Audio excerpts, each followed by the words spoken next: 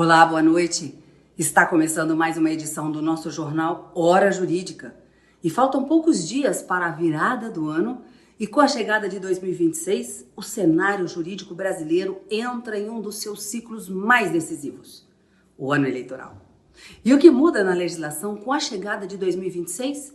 No programa de hoje, mergulhamos nas regras que passam a valer a partir do dia 1º de janeiro. E para nos guiar pelos desafios da propaganda antecipada, o uso da inteligência artificial e a segurança das urnas eletrônicas, recebemos o ex-ministro do TSE, Henrique Neves, em uma entrevista esclarecedora conduzida por Fábio Panunzio. Nessa conversa, Henrique Neves traça o mapa jurídico das eleições de 2026, destacando que a virada da folha no calendário traz consequências legais imediatas. De registros obrigatórios de pesquisas à proibição de novos programas sociais. Entenda por que o calendário eleitoral exige atenção redobrada a partir de 1º de janeiro.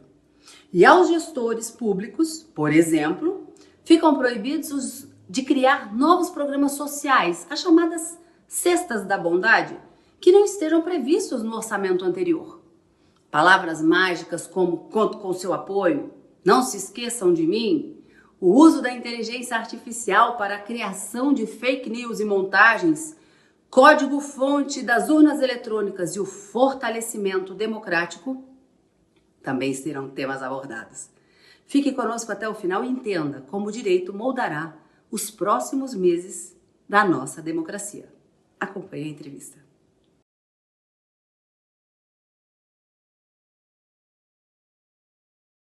Doutor Henrique Neves, com a chegada de 2026, com a virada do calendário, começa também o ano eleitoral que tem efeitos legais, né? Nem tudo que era possível fazer até o dia 31 de janeiro é possível fazer agora para quem vai disputar a eleição. O que muda entre uma data e outra, entre 31 de janeiro e 31 de dezembro e 1º de janeiro?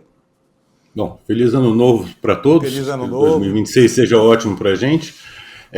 Realmente, o ano eleitoral, que é o ano das eleições, ele traz uma modificação em várias áreas.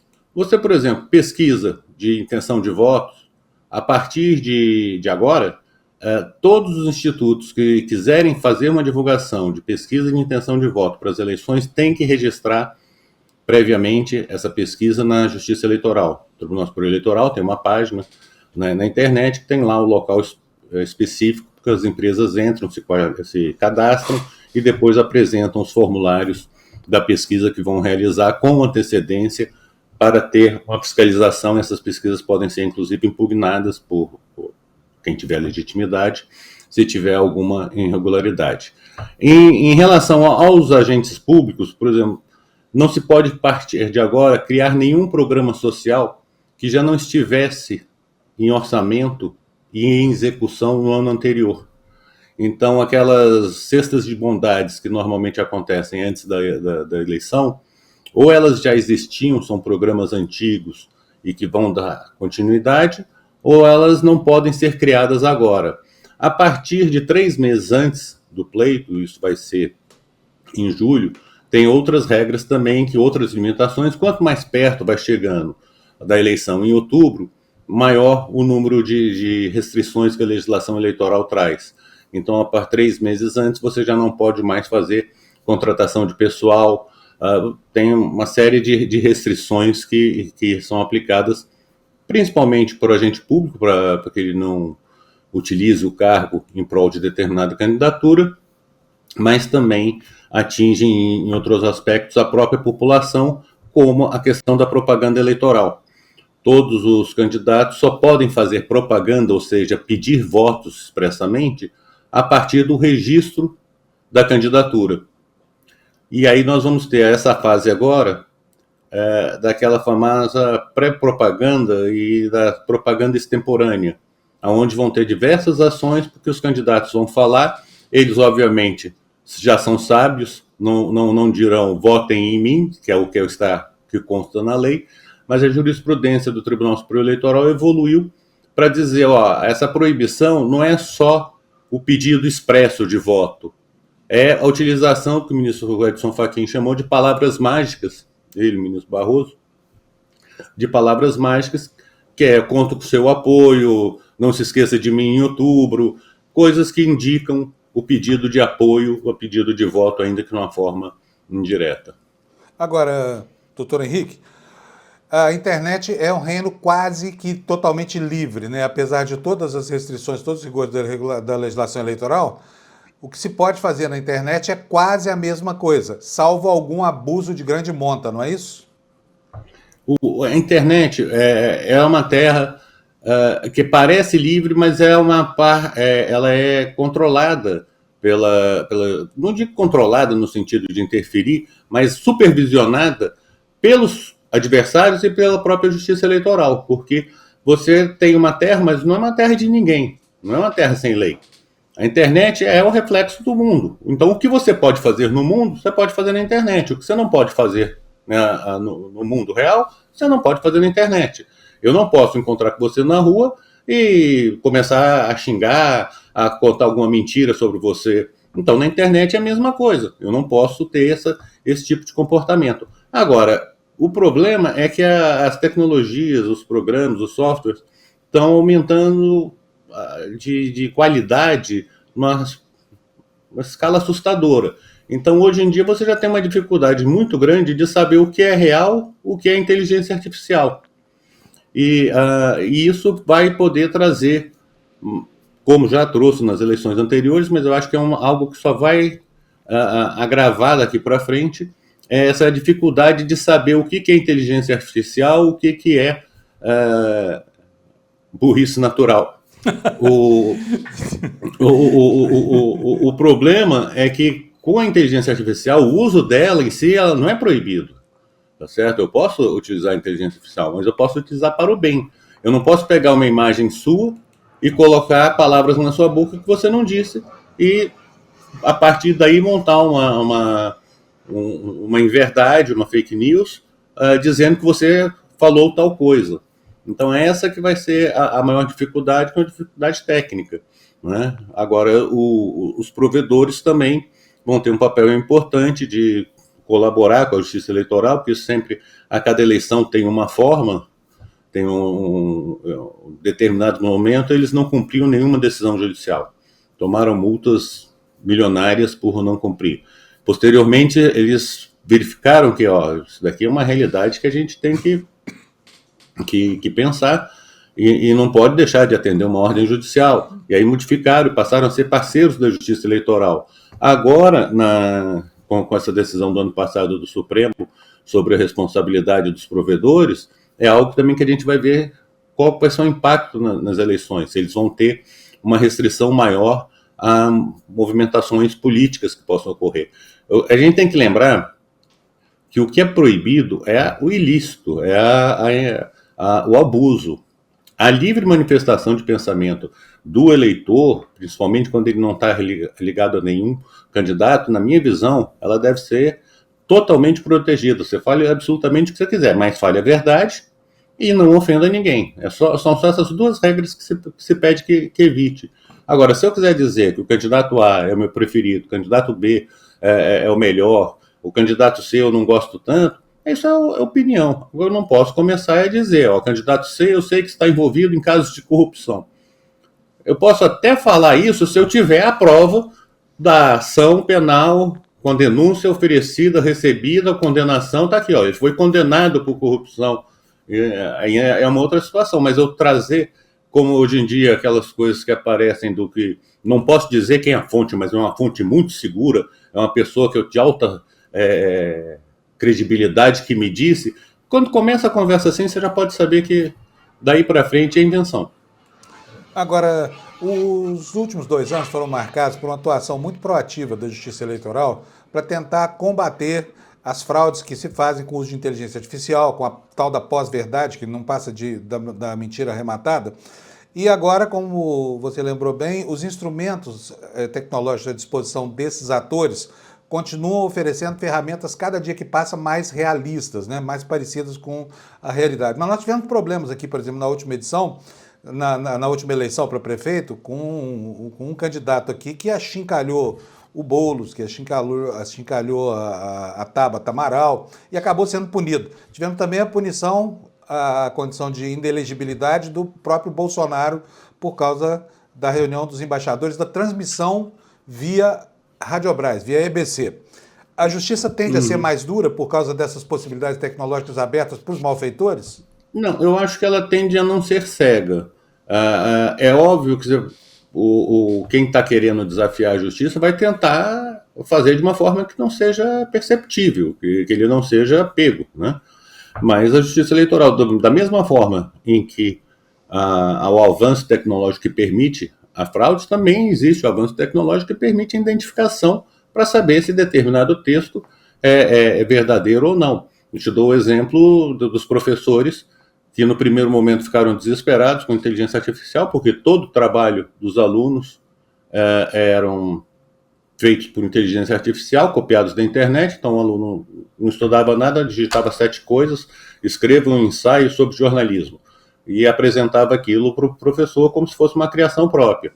Só que isso, hoje em dia, você tem recurso para saber se aquele texto original, se ele tem alguma correspondência online com aquelas palavras, e os próprios professores passaram a fazer, em alguns casos, apresenta o trabalho, falou, muito bem, põe o trabalho em cima da mesa, agora me explique o que você escreveu, para ver se a pessoa sabe ou não. Então, da mesma forma que se avança de um lado, também se avança do outro. Isso vai ser uma eterna... Isso, Fábio, isso existe desde que a eleição existe, porque de um lado era o panfleto que a pessoa tentava fazer, o panfleto apócrifo. Eu lembro de um caso em que botaram a capa da Veja, eu acho, da revista Veja, na época, que tinha maior circulação, botaram a foto de um candidato sendo acusado de estar envolvido no mensalão. E depois se descobriu que a edição não existia, só que isso foi distribuído 24 horas antes da eleição, teve um impacto. A eleição acabou sendo, inclusive, anulada por conta disso. Então, quer dizer, vai sempre ter o desafio do mal contra o bem, vamos chamar assim, e cada uma das partes vai evoluindo e vai formando. Agora, é muito importante que isso não é uma coisa só da justiça eleitoral. A justiça eleitoral, que você disse, ela foi proativa, não é a realidade que ela é proativa, ela é reativa. Ela, além, óbvio, o Tribunal Superior Eleitoral tem uma posição de pré-organização das eleições, onde ele faz as resoluções. Até março nós devemos ter as resoluções, todas as resoluções é o período final para fazer qualquer alteração. Nós já temos as resoluções, é só saber se vão alterar alguma coisa ou não daqui até o final de março. E essa função de organizar as eleições, tudo ele faz com antecedência. A gente chega lá na hora para votar, a urna está lá, a gente acha que isso é muito simples. Eu, antes de ir para o tribunal, achava que fazer eleição era a coisa mais simples do mundo.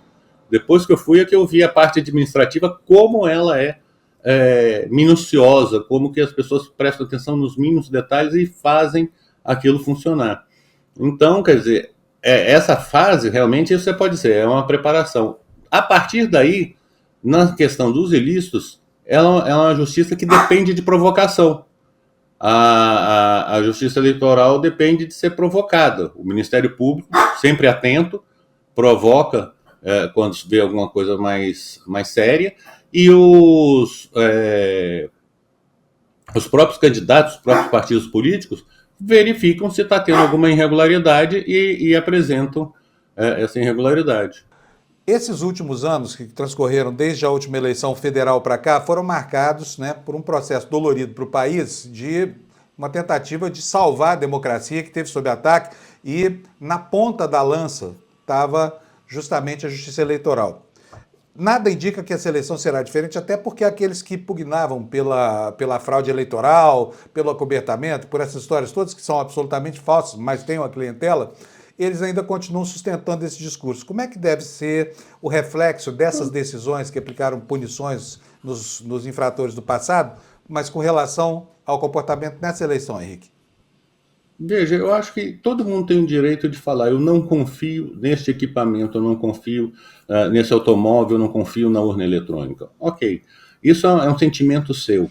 E isso ninguém proíbe que as pessoas falem, pelo contrário, a justiça eleitoral incentiva que as pessoas busquem irregularidades ou falhas técnicas nas urnas eletrônicas através dos testes que realiza nos anos não eleitorais. Ela deixa a urna para todas as universidades pesquisarem, abrirem acessos que normalmente não se teria, porque a urna tem vamos dizer, tem toda a parte de segurança física para ela não ser aberta, mas tem também a segurança eletrônica. E num teste de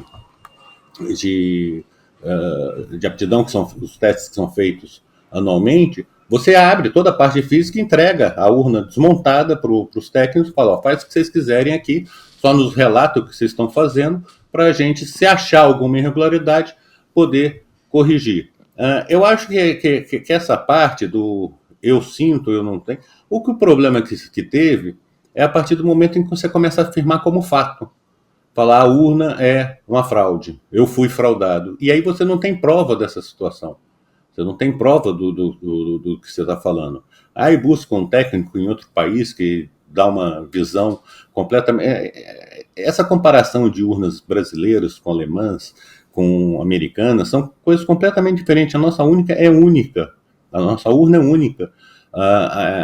O software é desenvolvido pelo Tribunal Superior Eleitoral e o código-fonte, aquelas linhas que dizem o que o programa tem que fazer, é aberto para toda a população, para que todo mundo possa examinar. Obviamente, alguns não... Eu, por exemplo, leio o código-fonte, tenho a noção de 2 ou 3 comandos ali, mas não sei tudo o que ocorre. Então, as urnas no exterior não são bem assim. A urna americana, ela já vem com software de fábrica, em que você muitas vezes sequer pode mexer porque tem um segredo industrial desse software. Então, se a fábrica resolver alterar o software, ninguém consegue verificar. Aqui no Brasil, não. A situação é justamente o inverso, é a transparência total. A própria urna ela é desenvolvida sobre o projeto arquitetônico de hardware dela, é feito pela Justiça Eleitoral, encaminhado à licitação, as empresas fazem e a Justiça Eleitoral verifica se tudo aquilo dali foi feito de acordo com as orientações que existiam. Então tem um sistema muito mais difícil. Eu acho que essas decisões que nós tivemos, elas vão servir para mostrar para as pessoas, não fale sem ter um caso certo. Se você realmente achar e tem algum problema, se você quiser contribuir para que a urna seja aprimorada, para que a segurança seja aprimorada, não tem a menor ideia, dê sua ideia, diga sua crítica. Agora, não começa a inventar histórias, principalmente em cima da hora, como forma de tentar influenciar o eleitorado. Porque há muito tempo, mas pelo menos as 2 últimas eleições, nós estamos muito com esse antagonismo, né? Nós contra eles contra nós. E ninguém muito sabe quem somos nós e quem são eles. Cada hora isso movimenta. E normalmente, quando se fala alguma coisa, é porque está acusando a autoridade de estar do lado contrário, do outro lado. Para o candidato perder a eleição, é muito difícil, porque, isso eu tenho falado já há algum tempo, o candidato ele vive num universo em que todo mundo o adora. Ele vai fazer discurso, ele é aplaudido, ele vê críticas uma ou outra pelo jornal. Mas se vem o resultado da eleição, que é contrário, e ele fala, mas como? Se eu sair na rua, todo mundo à minha volta diz que vai votar em mim, eu não vejo ninguém dizendo que vai votar em outras pessoas, como é que eu perco a eleição? Teve alguma irregularidade. É muito difícil a pessoa perceber que você saiu e tinham 50 pessoas em volta. O outro saiu, tinham 100 pessoas em volta. E o outro saiu, tinham 200 pessoas em volta. Porque todo candidato tem os seus cabos eleitorais e seus fãs, né? Então fica muito difícil a pessoa conseguir entender por que perdeu a eleição. Aí, nessa situação, que ela começa a falar, eu perdi por conta do quê? E é que nem jogo de futebol. O primeiro acusado é o árbitro. A Justiça Eleitoral. A Justiça Eleitoral foi favorável do outro lado. E não é bem assim, a gente sabe, eu tive lá, eu sei, a dificuldade que é você tentar manter a maior isonomia possível. Não existe isonomia entre candidatos, porque obviamente um tem muito mais representatividade, tem mais recursos públicos, porque nas eleições anteriores o partido teve mais votos do que outro candidato. Mas quando a gente fala em igualdade, é igualdade de oportunidades. O que é permitido para um tem que ser permitido para todos. O que é proibido para um tem que ser vedado para todos. É isso que é a igualdade no pleito eleitoral. Então eu acho as pessoas vão pegar esses precedentes que existiram, independente do momento histórico em que eles foram proferidos, mas ali serve de um alerta para os candidatos. Ó, discutam, critiquem, mas tudo dentro da civilidade e tudo de forma arrazoada. Quer dizer, se você quer fazer uma crítica, mostre por que você está querendo que alguma coisa seja modificada. Henrique, eu agora queria a sua opinião. Você esteve lá dentro do TSE e conhece bem o funcionamento orgânico das cortes superiores. E nós tivemos um ano passado marcante demais, por causa principalmente do julgamento dos 4 núcleos da trama golpista, né, e as punições que foram aplicadas, que geraram uma reação foi no Supremo. No Supremo Tribunal Federal. Mas eu queria a sua opinião sobre como é que foi 2025, na sua avaliação, em relação ao sistema de justiça, principalmente tendo em mente essas coisas todas que aconteceram. Eu acho que foi um sistema que se manteve. As instituições foram defendidas. Se decidiu certo ou errado, aí nós vamos ter sempre correntes dos dois lados dizendo isso, a história dirá se as decisões foram certas ou se elas foram erradas.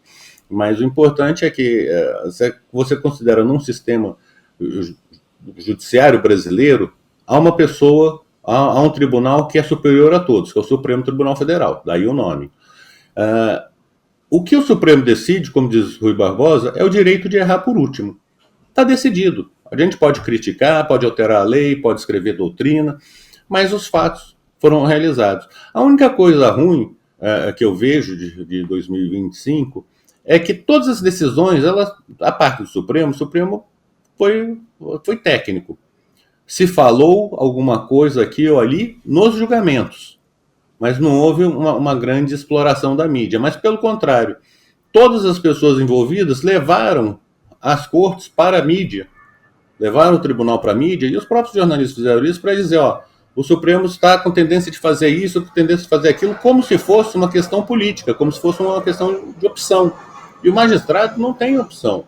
Ele tem a prova. Se a prova existe, ele não pode condenar ou não. Ele tem que condenar. Ele tem, vamos dizer, uma liberdade de interpretar essa prova para saber se ela é suficiente ou insuficiente para fundamentar a condenação. Mas se tem uma série de elementos, se tem todos os dados ali, se você tem vídeos, conversas de WhatsApp, localização de GPS, tudo que se produziu nessas ações, você não tem opção de falar, não quero, agora eu vou absolver porque acho que são todos bonzinhos. Na sua opinião, Henrique, a democracia brasileira deixou o ano de 2025 para 2026 mais forte ou mais fraca?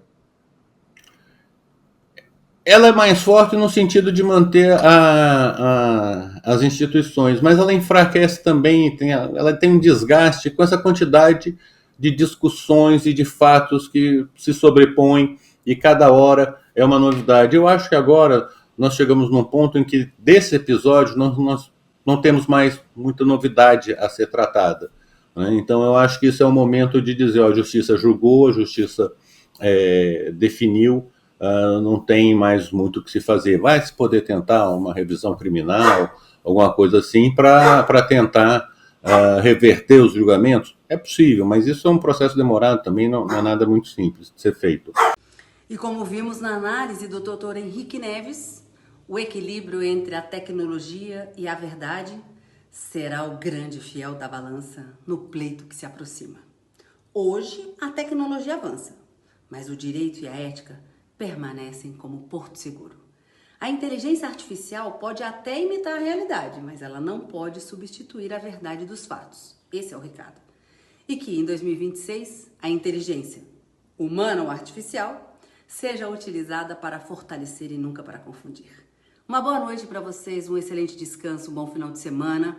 Obrigada pela sua audiência e até a nossa próxima edição. Tchau, tchau.